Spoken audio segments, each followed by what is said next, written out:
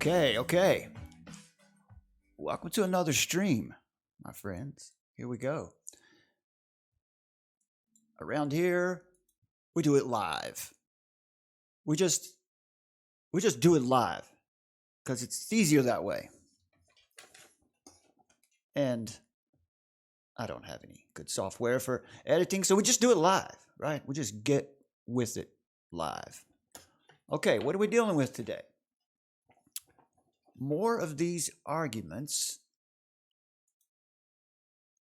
claiming that Jesus was a myth. Now, these are fun to refute because they're so easy to refute. Let's just look at it.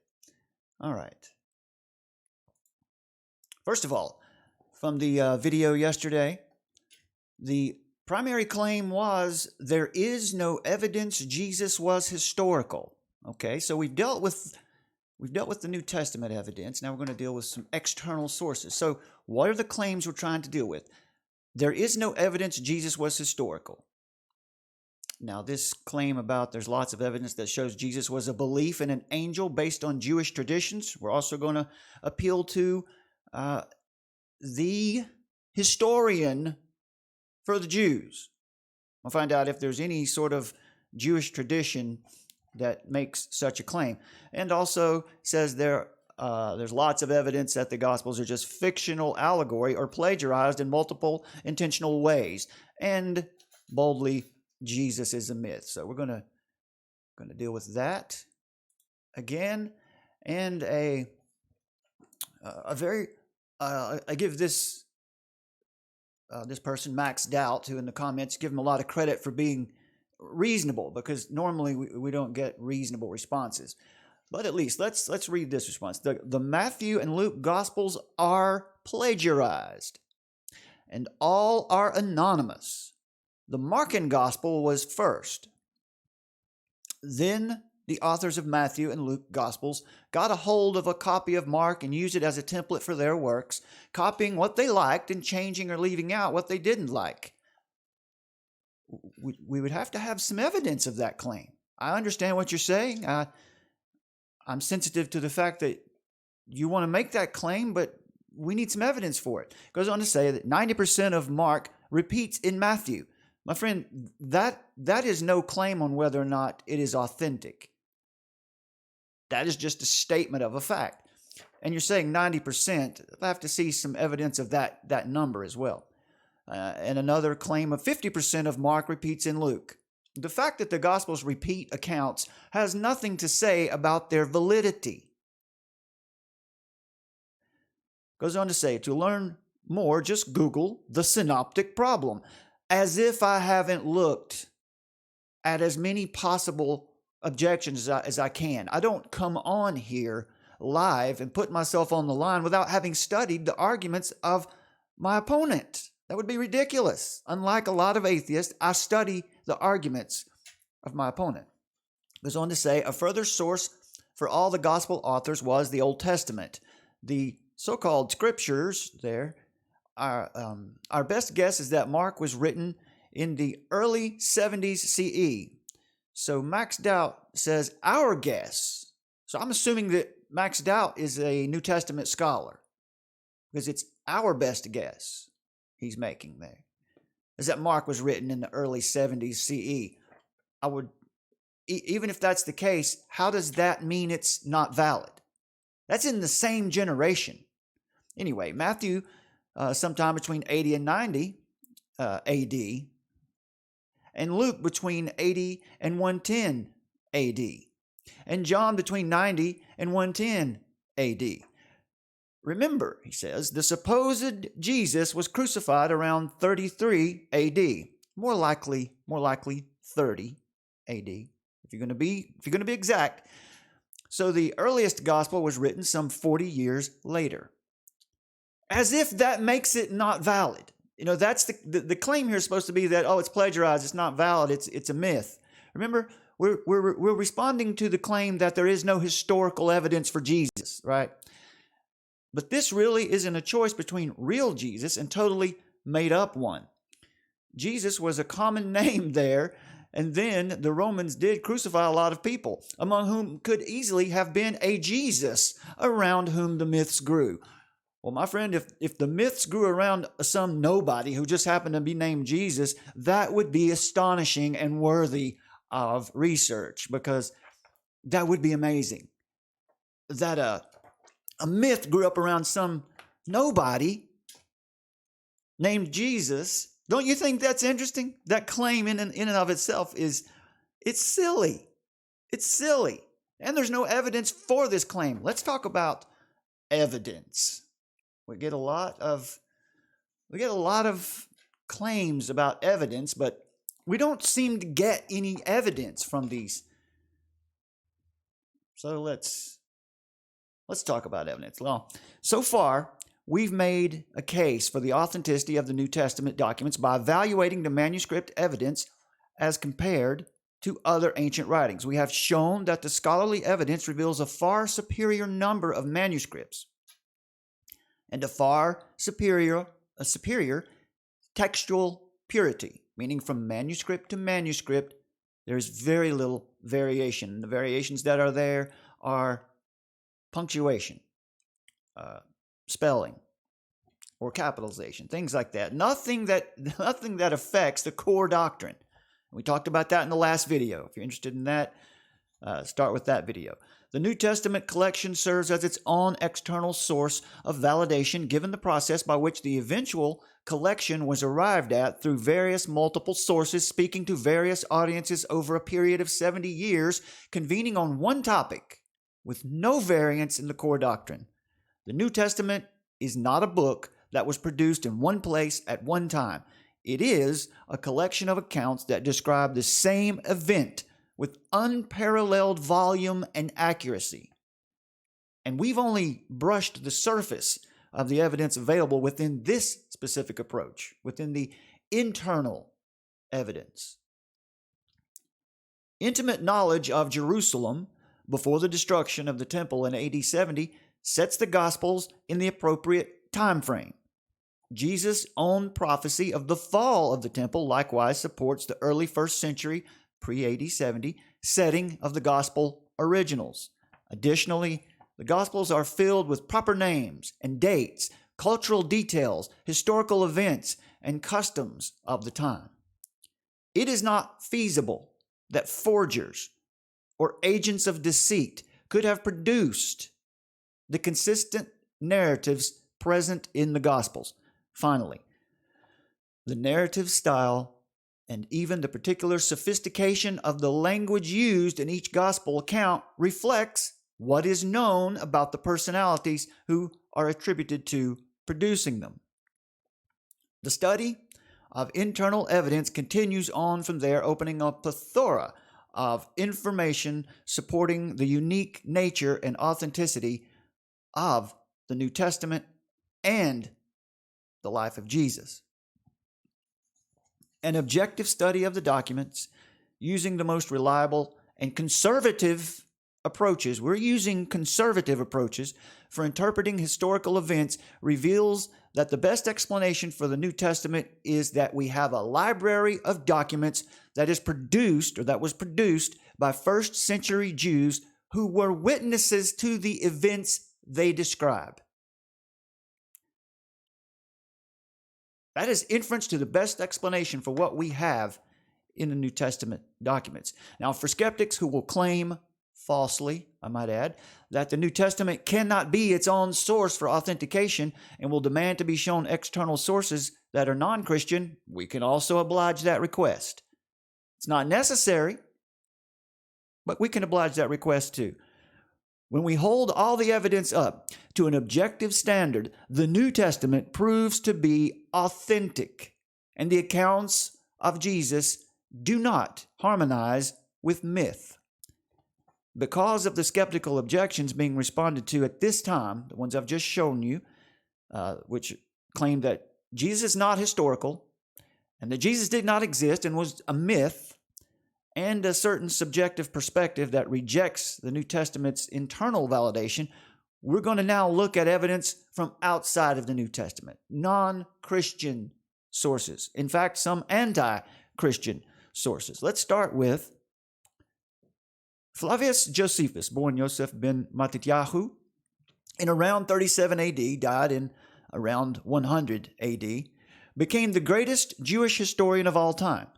Josephus was taken in by Roman General Vespasian and his son, General Titus. This was after Titus and his forces destroyed Jerusalem and the second Jewish temple in AD 70. Josephus served as historian under the Roman Emperor Domitian. Therefore, given Josephus' Jewish heritage and his later position as a favored Roman, he presents as one who is less likely than any other of that time to espouse or promote the life of Jesus, unless it was an undeniable fact of history. To be clear, Josephus was not a Christian, and his Jewish heritage and doctrine was one that rejected vehemently the ministry and claims of Jesus Christ. And his Roman allegiance doubly establishes him as a definitive source from Jerusalem, from right there in the area, who would certainly rather mitigate Jesus' influence, most certainly qualifying his work as an external historical account. One of Josephus' seminal works of historical documentation is known as the Antiquities of the Jews, which he finished in about AD 93. Now, let's look in, this comes from Book 18, Chapter 3, Section 3 of Antiquities of the Jews. Josephus provides the following account.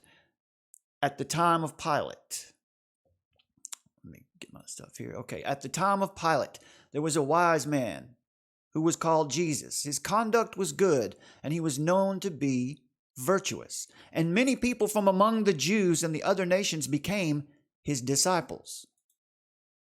Pilate condemned him to be crucified and to die. But those who had become his disciples did not abandon his discipleship. They reported that he had appeared to them 3 days after his crucifixion, and that he was alive. Once again, that's Josephus, Antiquities of the Jews, Book 18, Chapter 3, Section 3. That's history, my friends.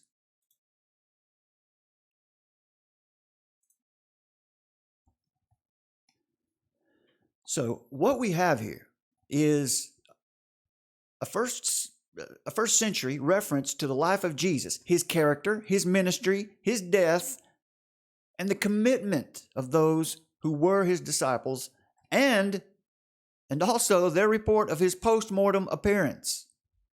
Josephus most certainly had to choose his words very carefully. This is interesting. The conditions that Josephus was writing these histories under is of important note. So he had to watch his words carefully when compiling these historical accounts, as he was under the watchful eye of Roman Emperor Domitian, who was very much aware of the Christian movement and the threat that such devotion could pose to the stability of his realm.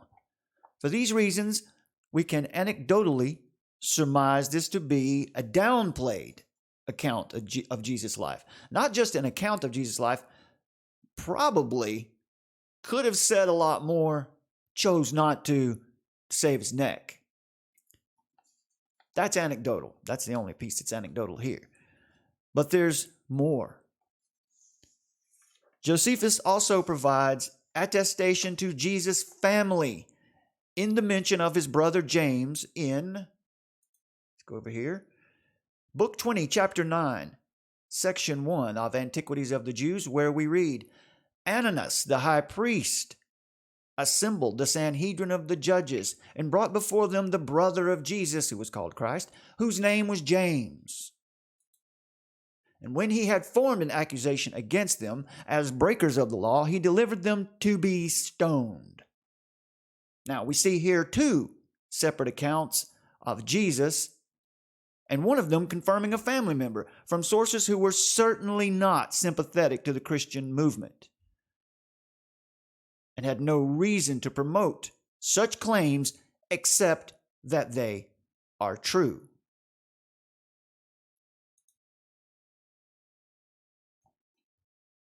In addition to Josephus, there are at least 10 other Christian or secular sources that confirm Jesus as a man living in the first century. Included among these sources are Celsus, Tacitus, and the Jewish Talmud, all of which are decidedly anti-Christian sources, with every reason to ignore or underreport the existence of Jesus. Now, from these sources, we learn some general truths about Jesus and the Christian movement. We can learn 10 essential truths from non-Christian sources. And these are that Jesus lived during the time of Tiberius Caesar. He lived a virtuous life. He worked wonders. He had a brother named James. He was acclaimed to be the Messiah. He was crucified under Pontius Pilate. He was crucified on the eve of the Jewish Passover. Darkness and an earthquake occurred when he died. Mind you, my friends, these are historical accounts. His disciples believed that he rose from the dead, and his disciples were willing to die for the movement. And a couple extra ones. Christianity spread rapidly, even as far as Rome. And lastly, Jesus' disciples denied the Roman gods and worshiped Jesus as God. All of those 12 facts we learn from non-Christian sources, either Jewish or secular historical sources from the time. Some of those sources, as we said, are decidedly anti-Christian. No reason to promote Jesus.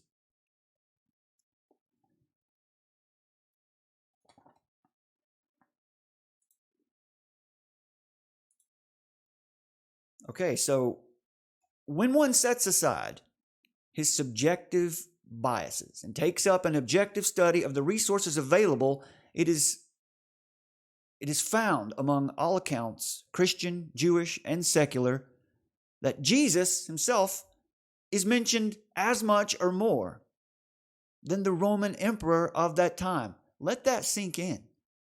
When you consider Christian sources, Jewish sources, and secular, non-Christian sources, what we find out is this person who these people are calling a myth, who,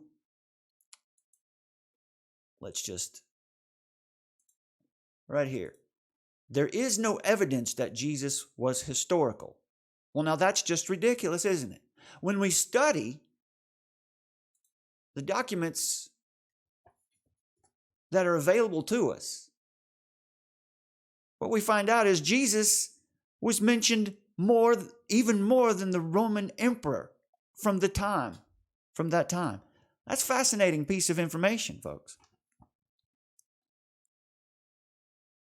And this is interesting because Jesus was not a Roman official, and he held no status in their courts.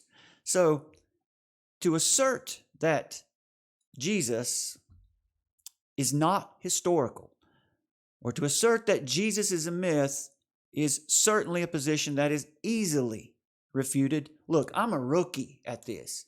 I'm not well established in apologetics by any stretch. But this is easy. I mean, if you're claiming that Jesus is a myth, you're not even trying. You're just giving an emotional opinion. Or you've fallen into the trap of the Jesus seminar, which I'll cover probably tomorrow. Once again, to assert that Jesus is not historical or that Jesus is a myth is certainly a position that is easily refuted with even the most cursory or superficial examination of the available historical documentation. As an atheist or skeptic, you might not like the fact that Jesus is most certainly a historical figure who lived, died, and is reported to have risen from the dead, but you have no foundation, scholarly or emotionally, for the assertion that Jesus was a myth. If you intend to be taken seriously, you'll have to provide evidence for your claim that refutes and overwhelms the available evidence to the contrary, and you'll also have to reject what is known throughout modern scholarly circles as commonly understood historical fact.